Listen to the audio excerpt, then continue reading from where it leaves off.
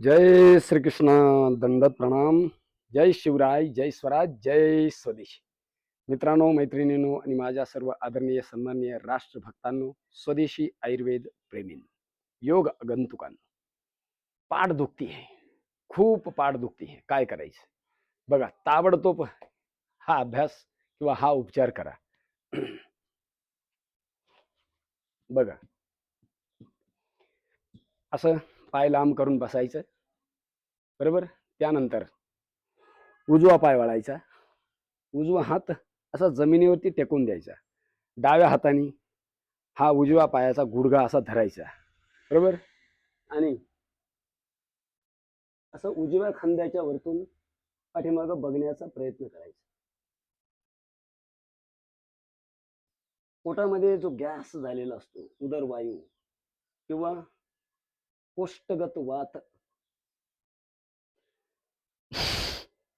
तो जितका जास्त बनलेला असतो तितका जास्त वेदना होत असतात.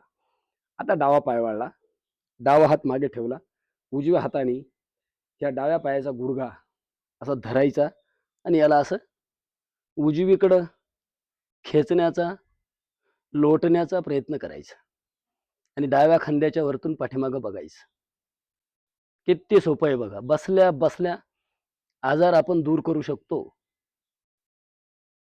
बरोबर. हा पहिला अभ्यास केला. एक एक अभ्यास तुम्ही 5-25 वेळा करा, काही अडचण नाही. आता पुन्हा थोडीशी कृती चेंज होईल. थोडी अभ्यास तोच आहे, आसन तेच आहे. बरोबर. आता आपल्या हाताचं कोपर असं गुडघ्याला लावायचं. बरोबर. आणि एक हात जो पाठीमागे टेकवलेला आहे जमिनीवरती, त्याच हाताच्या दिशेने पाठीमागं बघण्याचा प्रयत्न करायचा आणि हा गुडघा जो आहे याला असा कोपराने लोटायचा प्रयत्न करायचा. बरोबर. आता डावा पाय वाळला,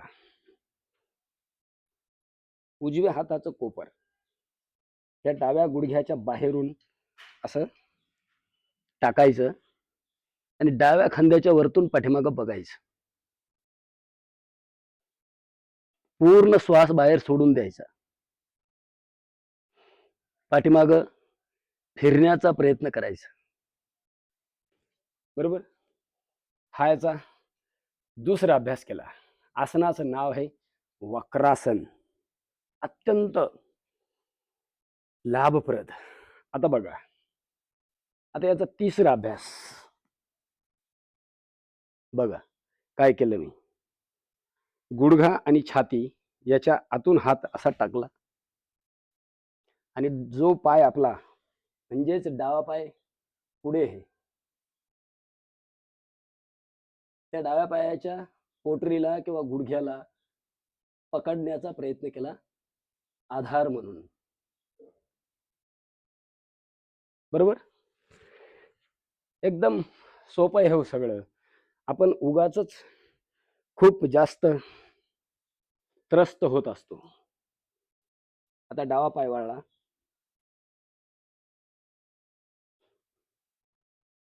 वक्रासन याचं नाव आहे.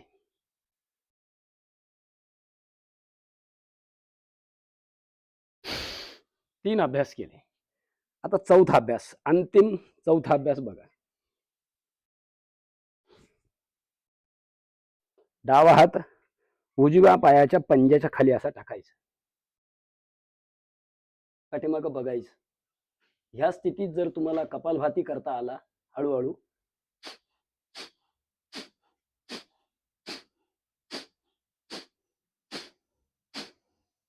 तर अतिउत्तम.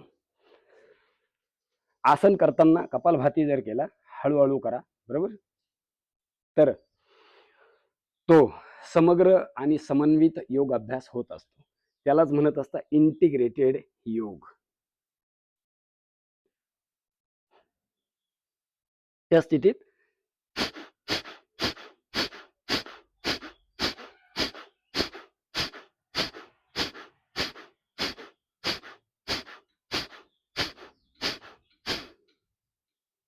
बरोबर. त्यानंतर विश्राम करायचा. एक तर पाठीवरती झोपून थोड्या वेळ शवासन करायचं किंवा थोड्या वेळ देशबंध चित्त धारणा धारणा सूच योग्यता मनसा. कुठं दुखतंय, कुठं पाठ दुखते, मानेच्या मणक्यापासून तर कमरेपर्यंत बरगड्या, खांदे, सर्व पाठ अशी आखडलेली असते आणि त्याच्यामध्ये खूप वेदना होत असतात. तर त्या सगळ्या वेदनेचं समाधान हे एक मात्र आसन आहे. हे तुम्ही लक्षात घ्या. फक्त त्याला करायचं कसं? आता सगळ्यांनाच ते करण्यासाठी मी सुविधा तुम्हाला दिली आहे. 4 प्रकार त्याचे वेगवेगळे सांगितले. हो की नाही? तर ते 4 प्रकारामधलं जोही प्रकार तुम्हाला करता येईल, तो प्रकार तुम्ही करा आणि सगळे स्वस्थ राहा.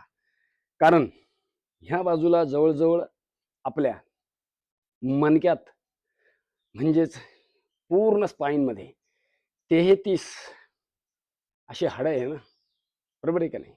आणि प्रत्येक हाडामध्ये एक गादी आहे आणि त्या प्रत्येक गादीच्या बाजूला एक आपला मज्जातंतू आहे.